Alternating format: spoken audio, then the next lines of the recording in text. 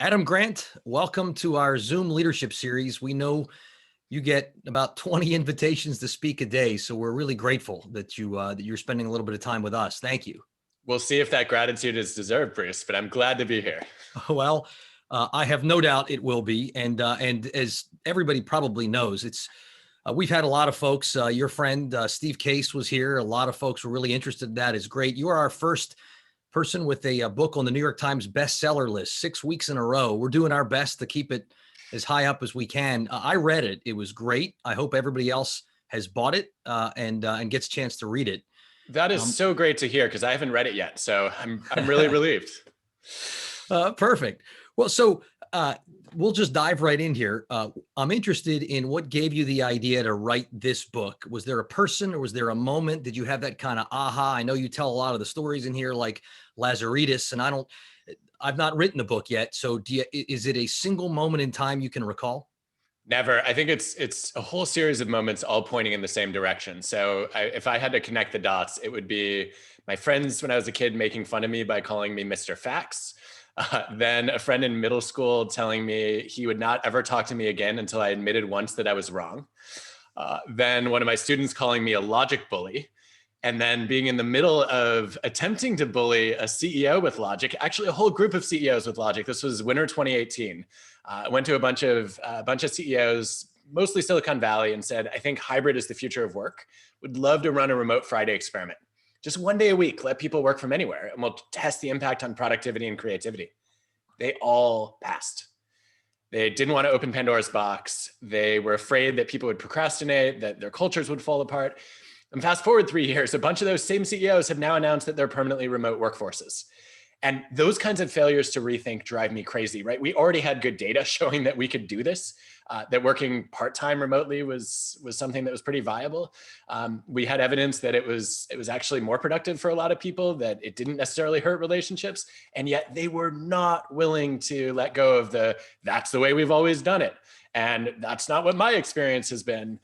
And so I can only have so many of those frustrations and also struggle with something in my own life before I say, all right, you know what? I can either be mad about this or I can write a book to try to fix it. It's pretty cool to be able to do it and to have written such a good one. For those, and I know my colleague Madison has sent 50 copies to the first 50 folks who signed up for this thing and emailed her to ask.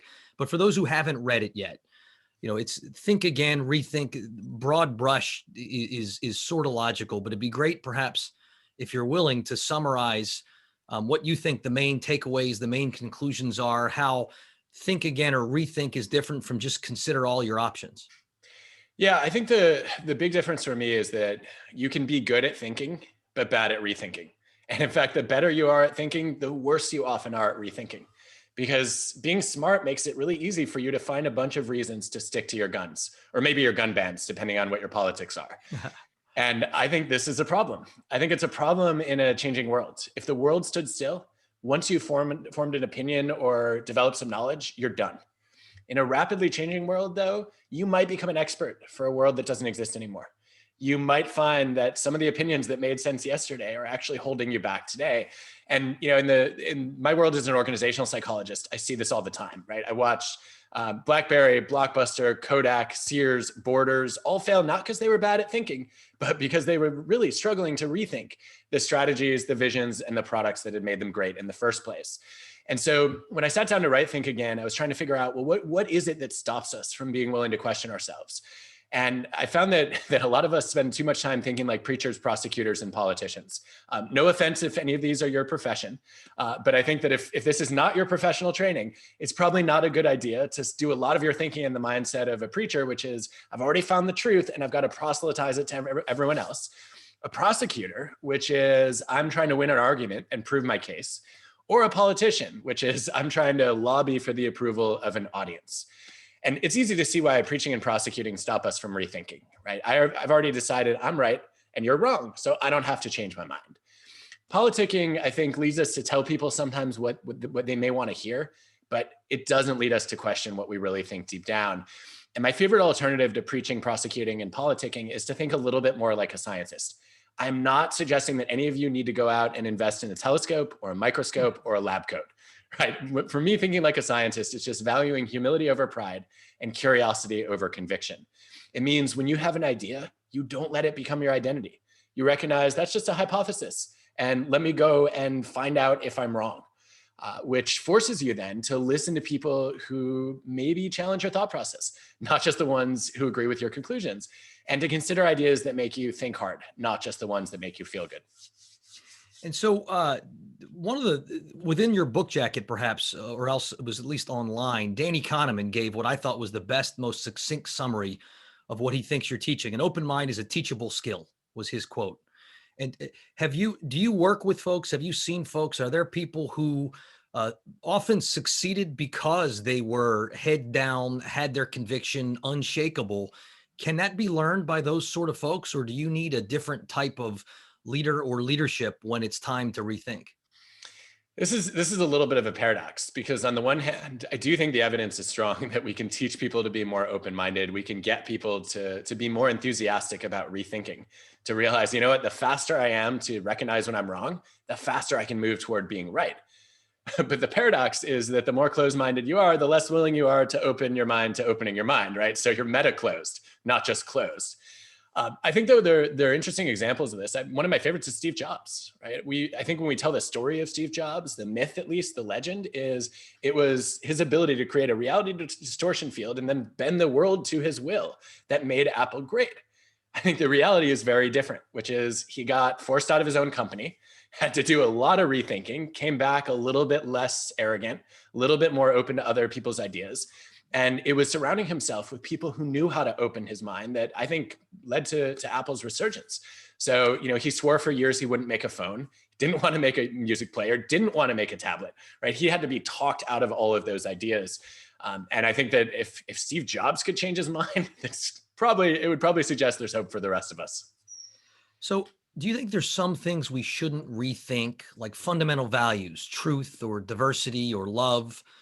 I wonder, do you think it's healthy to reassess everything, and the true values will always rise to the top, or are there some things you should bake in and say, don't reconsider them, you know them to be true? I don't know. I really struggled with this when I was writing the book. I think, there's a part of me that wants to say, yes, you should rethink everything all the time, and you're going to be a miserable human being with no principles. There's a part of me that also wants to say, though, if you're not ever willing to rethink your values, what does that mean for the people whose values you object to? Should they follow the same principles, which is their values are set in stone? You probably wouldn't want to live in that world either. One of the things I've been rethinking since Think Again came out is I regret not writing about a hierarchy of the things we should rethink more often versus the things we should rethink with a little bit less frequency. So I think, at the very bottom of that hierarchy would be, I think we should be very quick to rethink our opinions and our assumptions. They're wrong constantly. I think we should be a little bit slower to rethink some of our core beliefs about what's true. And I think we should probably be the slowest to rethink our core values, what's important to us. And I think a lot of people confuse their beliefs with their values, right? They think, okay, well, I'm somebody who really believes in gun rights or, gun safety. And I'm like, no, that's actually not where you should put your identity. Where you should anchor your identity is, I'm somebody who's interested in freedom and I'm interested in safety. And I'd love to figure out if there are gun policies that would help us integrate those values. And by the way, I think that describes the vast majority of Americans if you look at the data. And so I don't think people need to question those values so much as they need to recognize that there might be multiple policies that could help them advance their principles. All right. So I'm in the world of politics, as are many of the folks on the call, I suspect, where rethinking was often called flip-flopping. And while people generically like the trait of humility, it feels like conviction sells. I've certainly not seen successful candidates who won because they said, I don't really know what we should do on the border, but I'll listen to people and maybe I'll change my mind a lot, which clearly isn't right. So I'm interested in an era of where angertainment and Twitter so define politicians and kind of force people to have unswerving opinions. What would you advise political leaders who, we know you'll do a better job actually leading if you can rethink, but you paint a target on your back, don't you?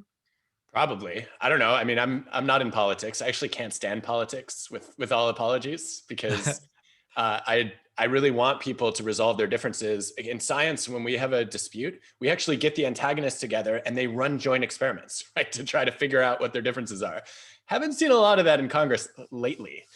I think though that I don't think this is impossible. I think it's hard. It's probably an uphill battle. But let's take a past example and then a contemporary example to illustrate how I think it might work with my organizational psych hat on. So I think let's look at Abraham Lincoln. I think one of the only things we can agree on in America is that Lincoln was the greatest president. And I think if you could imagine Abraham Lincoln on social media today, he would be trolled constantly for flip-flopping. Right? He came into the White House convinced that if he tried to abolish slavery, it would permanently tear the Union apart. How lucky are we that he changed his mind? Right? And I think what he did was he stayed true to his values, to his principles, but he was flexible in his policies and the timing and the process of how to roll those out. Now, could you get away with that today? I don't know. I would say, though, I've been watching Jacinda Ardern a lot in New Zealand, and I think she models a lot of what I'm looking for in leaders of all stripes, right? Not just politicians, but also business leaders, which is she shows confident humility. She was extraordinarily quick to close down. But she said, look, I'm doing it because we don't understand COVID yet. We don't know how it spreads. We don't know how severe it is. And so we're not going to take any risks here. And then she said, as better evidence comes out, I'm open to changing my mind. And I think the results there probably speak for themselves. And I think that's what we're looking for more leaders to do, right? To recognize that saying, I don't know, or I was wrong is not an admission of incompetence. It's actually a signal that you're secure enough in your strengths to disclose your weaknesses. And gosh, I think we could use a little bit more of that in politics right now, don't you, Bruce? Very much so.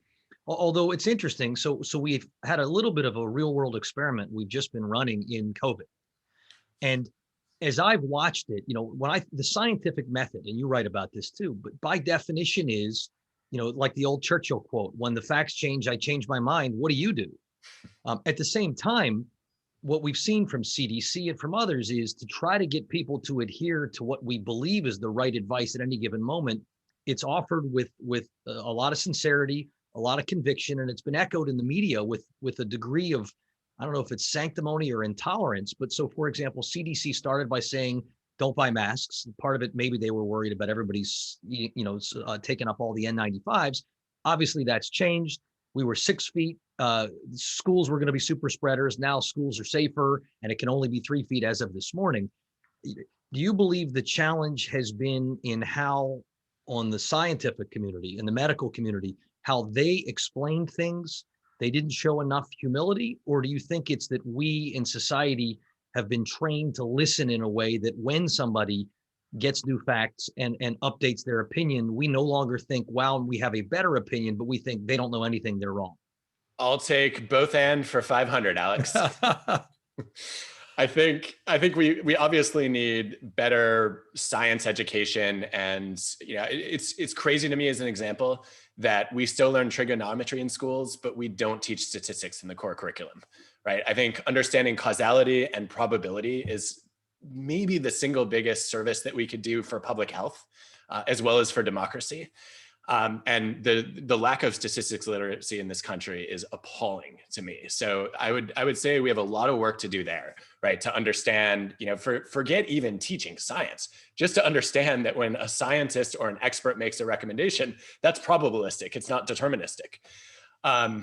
It would be really helpful, though, if our science communicators were better at speaking in contingencies.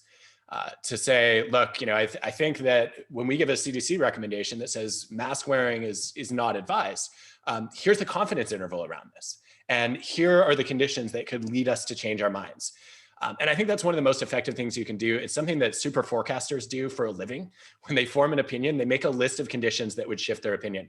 And they do that up front to keep themselves honest, knowing that once they've either gotten attached to the opinion in their own heads, or they've gotten identified with it publicly, they're going to feel all this pressure to rationalize and justify the bets they've already made.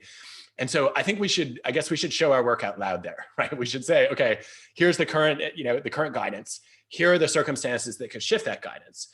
And the science on this shows us very consistently that when experts express doubt like that, when they show uncertainty, it does not lead us to distrust them. It actually makes them more persuasive, because we're surprised to hear experts say, I'm actually not sure how this is going to play out in the next few months. And that means we listen to the substance of their arguments more carefully, and we're more likely to be persuaded by the content of their knowledge. There's also evidence that when you communicate science with these kinds of caveats and say, hey, but more research is needed, that people are not any less likely to believe in the science, but they also are more likely to keep an open mind about what might be true. And I think that's kind of what's missing right now. I think you're right, and I know you have classes as well as others on this call may teach. It would be fascinating if somebody did a study of COVID communications and COVID communicators. Taking a look at Ahern, taking a look at Governor Cuomo, and I will not go any further on that one because there's other stuff going on, but to try to figure out who was most effective, who was most followed as we rethink pandemic preparedness. That would be a useful chapter of the toolbook. And I don't know, they may be thinking about, hospital beds and excess capacity and masks and all and supply chains for PPE, but they should also be thinking about that. No, it's already happening. So there was a paper that Alex Stajkovic and his colleagues did in the Journal of Applied Psychology a couple months ago, looking at the governors across the 50 states and early COVID mortality. And then economists had done something similar comparing countries. And in both cases, on average, women leaders had fewer, they had a couple of things. One, they had more compliance with lockdowns when they were announced. And two, they actually had lower per capita mortality rates. And you could say, all right, small sample of women governors in the US, relatively small sample of women heads of state around the world. But it's interesting that is a consistent pattern across multiple data sets. What's going on there? If you break it down and you actually study what communication differences look like between men and women, I'm not here to say women are inherently biologically better at communication than men. I think on average, they've had to be that much better in order to break all the barriers that hold women back, right? And get through all the biases that stop them from getting into those roles. But if you study the things that women tended to do differently in their early COVID communications, you see a couple of patterns. Number one is they explained their lockdown orders with more clarity and more confidence. Often linking them to this is important for safety. And this is actually part of freedom. This is not a threat to your freedom. It's keeping you free from a deadly disease. Number two, they also tended to show more concern for the people that they were speaking to. And again, I think there's this gender stereotype that leads a lot of people to say, well, of course, women are going to show empathy. I don't think that the evidence tells us that women are inherently more empathetic, but they're expected to show empathy, and men are often discouraged from it. And so guess what? When you see a politician stand up and say, I am really concerned about people getting sick, and I want to do whatever we can to stop that, you're a little bit more likely to comply with the lockdown order. So I think there's a lot we can learn from that kind of research, and we're barely in the infancy of it. All right, so here's one. It's a little more on the political side, but the phrase of the year in some ways is cancel culture. Everybody who's feels under attack says they're being canceled. Our pal Michelle out there in San Francisco, the extreme example is your school board that has decided that Abraham Lincoln and Dianne Feinstein are no longer worthy of having schools with their names on them. As I follow some of that, it makes me wonder whether rethinking or atonement even matter. Like if you're wrong at any point, you're forever tainted. And I wonder if that undermines your work here. I mean, it seems to me one of the incentives to cause people to rethink is the opportunity for redemption, don't you think? Well, Bruce, I feel like I have to answer this question at two levels. The first one is to say, when you write a book about rethinking, nothing undermines your work, because I'm open to rethinking any of what I wrote. I might have been wrong about several things that we're still gathering evidence on, and I am perfectly comfortable with that. I want to get it right. I'm not that invested in being right. So, in some ways, you're making the case for rethinking, right? Because it allows me to have a conversation like this. The second thing I would say is I think cancel culture is a problem, and I don't exactly know how to deal with it, because in some places it seems appropriate, right? I want Harvey Weinstein to be canceled. I think he violated a series of both moral and legal boundaries that there are a lot of talented people in the world. I don't think we need to give him another chance. I think he ruined enough lives. But where do you draw the line? I think it's a very gray area, and a lot of people have struggled with it. I think that a lot of people are crying cancel culture when, they're just facing consequences. And obviously that needs to stop. The people will immediately say, well, freedom of speech doesn't mean freedom of reach or freedom from consequences. I agree with that. I worry that when we go too far though with cancel culture, that we lose diversity of thought. And I see this, I've been seeing it a lot on campus, actually. I have conservative students coming to me telling me they don't feel comfortable raising questions about is a diversity quota, for example, going to backfire in the long run? I'm like, that's not a political question. That is an empirical question. We actually have data on this, right? Let's talk about it. And the fact that you can't ask that in a business school classroom where I'm supposed to be advising executives on this, that's a problem. The fact that I've seen students bully some of their classmates who hold views that may be a little bit unpopular, as opposed to being able to reason with them and show them data, I think that's a problem too. And where this gets really complicated is, I've quoted Van Jones sometimes on this, and I've said, look, I think Van makes a great point that he doesn't always want you to be emotionally safe. He wants you to be strong. And isn't that the point of higher education? To teach you to reason through these things that make you uncomfortable. And I've said that to my students. I've said, look, I don't want safe spaces. I want psychological safety. Psychological safety is the freedom to take risks without fearing that you're going to get punished if you raise something that might be uncomfortable or unpopular. And I've gotten some really valuable pushback from my students on that. One said, that's easy for you to say as a white man, when people's arguments don't necessarily deny the rights of your group. I'm like, okay, we need to be a lot more thoughtful about where we set the boundaries on psychological safety and where we don't. And I don't have any answers for you, Bruce, but these are the kinds of things that I'm thinking about when you bring up cancel culture. Yeah, no, look, these are really tough questions. I'm doing a fellowship at the Kennedy School right now, and their rock star up there is Arthur Brooks, one of my favorites, who writes about happiness, and yet he's frequently under attack because he's a conservative person, even though he writes about happiness. Good Lord, it seems pretty easy. So you're an organizational psychologist, which many of us probably mistaking the ease with which you do your work for easy, which is not fair. You make it look easy, but I hadn't heard of organizational psychology as a thing. Is it a newer field? How'd you get into it?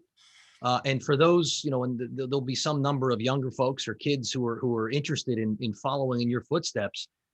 How does one become an organizational psychologist? Okay, this is probably a good moment to let you all in on a little secret. I made it up. There's no such thing. There's just one of us. No, there are thousands of us. It's a little known branch of applied psychology that sort of lives in this awkward middle ground between psychology departments and usually business schools. I didn't know it existed until I was in college, and I had taken a bunch of social psychology and realized very quickly I not only lacked the patience to be a therapist, but also I wanted to work on kind of everyday challenges in human behavior, not clinical problems. And so I was very drawn to anything that explained how all of our minds work and why we do stupid things in groups all the time. I didn't know what to do with it. And then my junior year, I ended up in an organizational psychology class that was affectionately known as it was called Psych 8:30 a.m. And the professor, Richard Hackman, came in the first day. My first class was right after 9/11. And he'd been working with the major intelligence agencies in the US. And he walked in on our first day of class and said, I have let my country down. My job was to make intelligence teams more than the sum of their parts. And we failed to detect and stop this threat. And I was hooked immediately. I'm like, you can take solid psychology and make it that important. This is something I want to learn more about. And I had grappled with career indecision basically my whole life. When people would ask, what do you want to be? I don't know. Can you be like Superman? Is that a thing? I really like the idea of having powers and trying to help people, but I don't know how to do that. And I don't have any powers. When Richard talked, it gave me this light bulb moment of saying, wait, I could make my job to fix other people's jobs. And that means not knowing what I want to do, I can live in all these different worlds. And so I think the coolest part of being an organizational psychologist for me is I get to say, all right, I want to go learn from astronauts. Let me go study how astronauts build trust and how they make remote work living on a space station. I want to learn about creativity. Let me go embed myself inside Pixar and try to figure out how they create these cultures of psychological safety where completely new ideas emerge from people with no status. And that's kind of what we do in organizational psychology, right? Is we try to figure out, okay, what are places that have had to live an extreme version of some of the big challenges we're all facing? And how can we then use the tools of science to study them and share them? Well, now I actually want to go into the field. It's never too late, I suppose, for a new act. One thing I wonder about is you're at the University of Pennsylvania as your base. Is organizational psychology, do you think, more effective when you are an outside of the organization third party like you are, or do you see some large organizations, the DoD or an IBM, where they have in-house folks who are trying to play that role? I would actually love to see the data on that, a comparison of outside versus inside influence. I think, my hunch is, like everything else in life, there are trade-offs. And I think there are things that are easier to do as an outsider. As an outsider, I'm often the person who's brought in to hold up a mirror.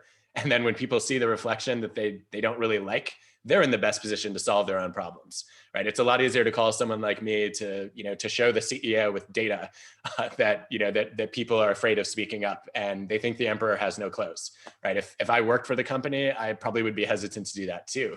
On the other hand, I often find myself being a specialist in being a generalist when it comes to industries or specific organizations. And I think in some cases that makes it really hard for me to understand, okay, how exactly would you implement this kind of solution that I studied in one world?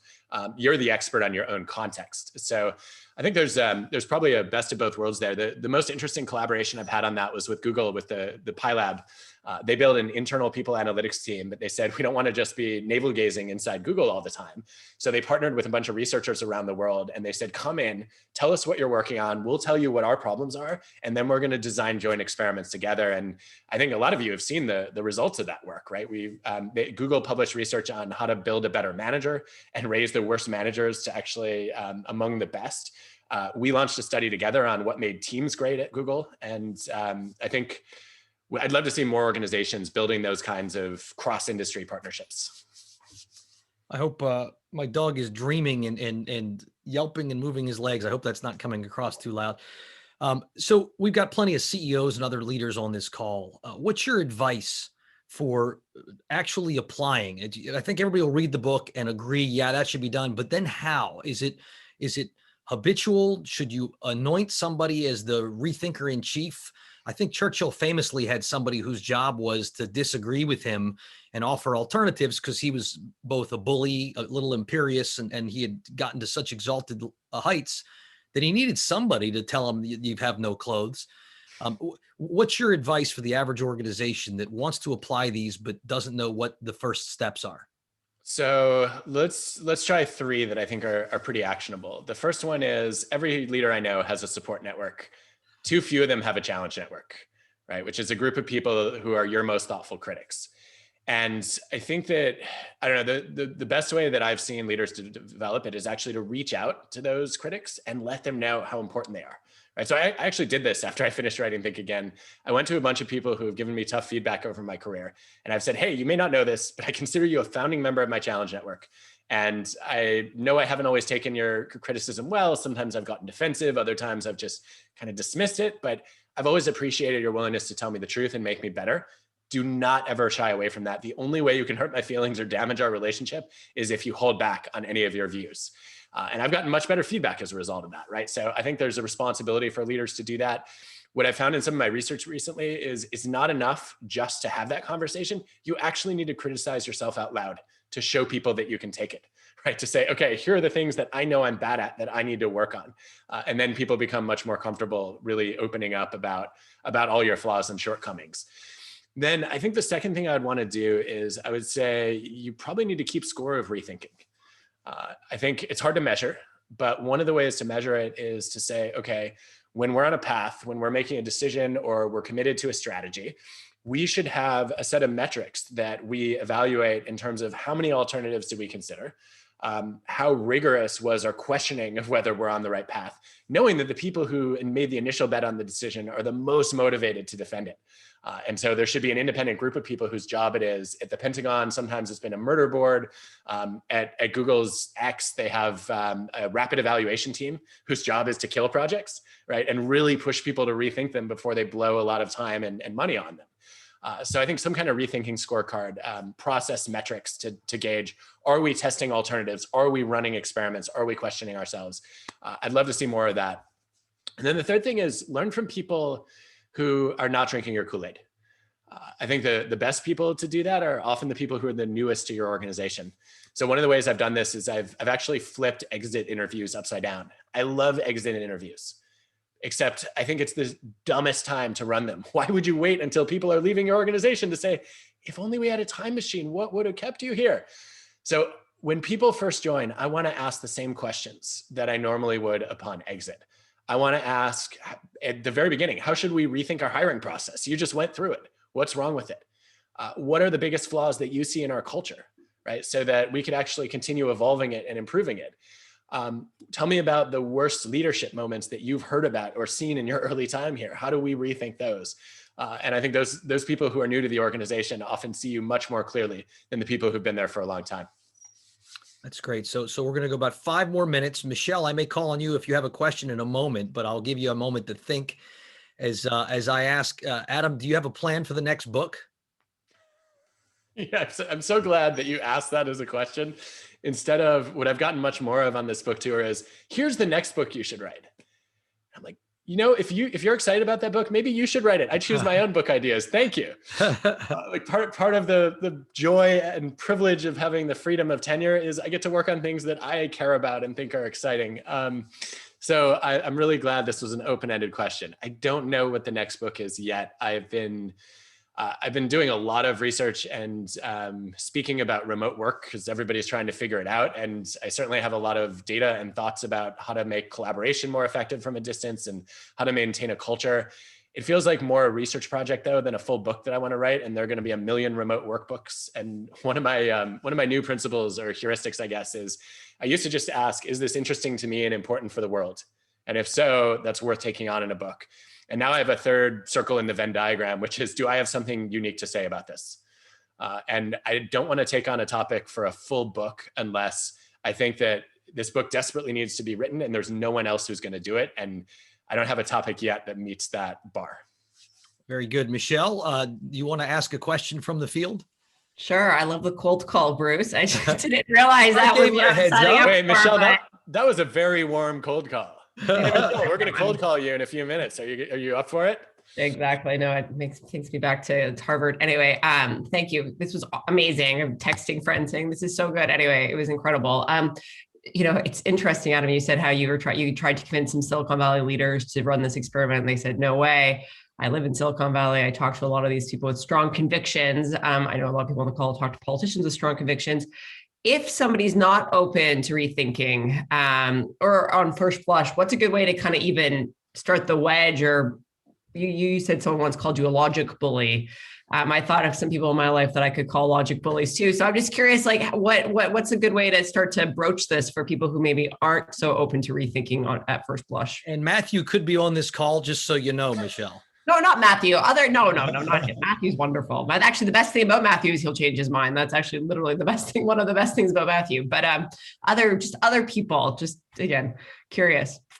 So I think of all the things that I've read, all the data I've collected, and all the things I've tried, the single best thing that I've done is I've started the conversation by having a conversation about the conversation. So I'll actually preface this and say, hey, Michelle, I would love to get you to run this remote work experiment. I know that I have a bad habit of being a logic bully. If you catch me doing that, call me out. And what that does is it saves me from going off the rails, because before I start bullying you, you let me know, like, hey, wait a minute, you don't seem very open-minded right now. The second thing that happens though, is when I say that, most of the time you come back with something like, oh, you know what? I'm really stubborn sometimes too, and I'm going to try to be very open. And so we both get committed to having a more curious, more open-minded conversation, which I think is good table stakes. Then the second thing that happens is the moment that you disagree with my data on your first objection, I have a script. My old script used to be really counterproductive. It was some version of like a CEO or a founder would say, well, that's not what my experience has shown. I'd be like, yes, that's why I brought you randomized controlled experiments and longitudinal data from many industries. So I could learn rigorously from data, not from your idiosyncratic experience. And strangely, that never got people excited about listening to me. So what I do now when I remember to do it is I try to get curious and say, look, I don't know what's going to change this person's mind, and I really want to know what would. And so I would say, hey, Michelle, I'd love to know what evidence would change your mind on this. what would convince you that remote work is an experiment worth running, even just 1 day a week? And I have almost never had people say nothing, right? Because then they're saying, look, this is a religion for me, not a science. Most of the time they say, well, I'd want to see these kinds of data. And then I either already have those data, or I say, well, would you be open to collaborating on an experiment to gather those data? And oftentimes they're intrigued and they want to try it out. So I think just asking what would change your mind is incredibly revealing. I'm going to try it. I'll let you know whether it works. Thank you. Good luck. Try it at your own risk. That's awesome. I'm going to ask you, Adam, the last question and respect your, hopefully you get a chance to eat some food. I know everybody else, it's lunchtime. A little bit of a trick, because the last question kind of I have now in 3 parts, but they're not that hard. The first 2 are about art. The cover has the cover of the book has a match, but instead of a flame, it's water, which I feel like I get the why, but I'm interested in who came up with it. And the other art question is the absolutely awesome Superman painting or picture. I don't know whether it's a painting or a picture. And I'm interested in those 2. And then I guess it's 3 questions. Then I'll come back to the final file. Well, the final, I'll give you a heads up. We ask everybody who appears, over the last year, what have you seen and that gives you reason for optimism? What should we all take away that should give us some hope for the future? You can answer them in any order. I'll do them in order. Okay, so the first one, my favorite part of Think Again, and thank you for asking this, was we had no idea what to put on the cover. We tried a bunch of optical illusions. They were all either hackneyed or just didn't make sense. And I happened to mention one day to our oldest, Joanna, who's 12, that we were struggling for a cover. And she came back and she said, what if you had a candle or a match, but instead of fire, it was water? And we all loved it. And so our 12-year-old came up with the concept for my book cover. So it's something we got to share together. And now she's started a book design and movie trailer sort of little business around this creative expression. And it was a great rethinking moment for me, because it never would have occurred to me that a 12-year-old could come up with the perfect book cover. And she didn't even know that the opening story is about firefighters. So it was the perfect cover. That's genius. Wow. So the Superman poster. So I was a huge comic book geek as a kid. I think I've read, watched, listened to everything that I could find. And Superman was always my favorite because he seemed the most invincible. And originally I was drawn to that because I thought it was such an uplifting reminder of somebody who used power for good.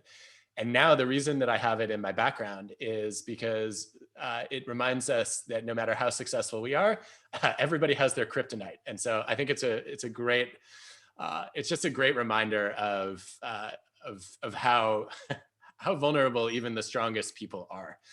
And I think that's something we all need to be reminded of. So it's a call for humility, I guess, at a basic level.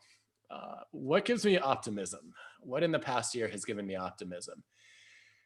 I think, politically, it's 2 things. One is how fed up almost every person I talk to is with both extremes.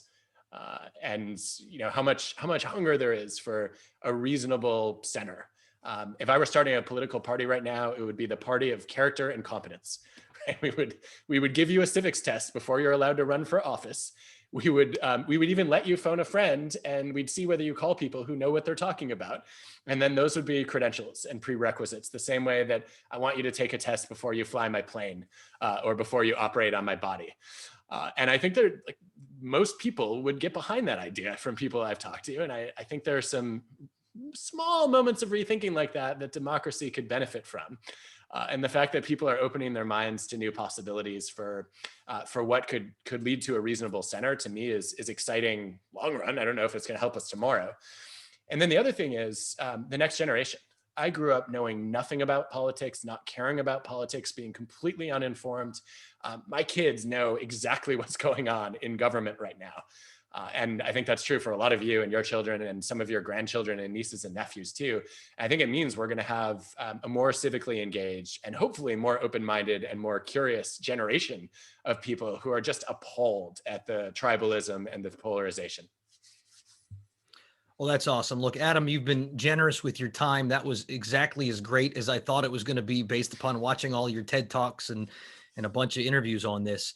So thank you for making time for us. For those who are part of our Zoom leadership series, We're taking a break for 1 week. The next one's going to be different. It's going to be 5 p.m. happy hour with the publisher of the Washington Post, Fred Ryan, who wrote a book, Wine and the White House. It will not be about politics. It will be about wine and what presidents served. It should be really fun. But thank you, Adam. Thanks to everybody for attending. Thank you, Bruce. I'm going to call an audible here and ask you a question before we wrap. Okay. So you read the book. We've just had a whole conversation. What do you think I need to rethink? Honestly, I was thinking about that while you were talking. And this is going to sound a little bit weird, but substantively, I wouldn't change even a word of your answers. I think you may need to rethink the precise distance you're standing from your camera. At least on my screen, it got fuzzy and not fuzzy and fuzzy and not fuzzy. It's possible that's just from my screen. But for me, the corollary, perhaps, the best answer, the thing I learned that blew me away the most is that it was a 12-year-old who came up with the cover. Because I mean, the cover is stone cold genius. It's a brilliant cover. She deserves, she deserves some contracts. I mean, that was really clever. And if she hadn't read it, that's even more amazing. I mean, maybe you talked about it at dinner, but that shows such insight to appreciate an image that could be evocative of what a whole book is otherwise about. Well, thank you, Bruce, but you didn't answer the question. Fix my camera and listen more to my daughter. Surely there's something better for me to rethink than that. Then I'm going to have to get back to you. I want a studied answer about what to force you to rethink. As of the last, I'm not going to rethink my non-rethink answer. As of the last 40 minutes, there is nothing at the moment I think you need to rethink. Well, I'll just open it up to the audience then. If any of you think there's something that I should be rethinking, I would love to hear it. Put it in the chat, send me an email. Otherwise, I don't get to learn anything when I do a conversation like this, because I don't want to be a human jukebox where you just pick a song and I play it, right? I actually want to learn some new lyrics. Awesome. On brand and appreciated. Thanks, everybody. Thanks.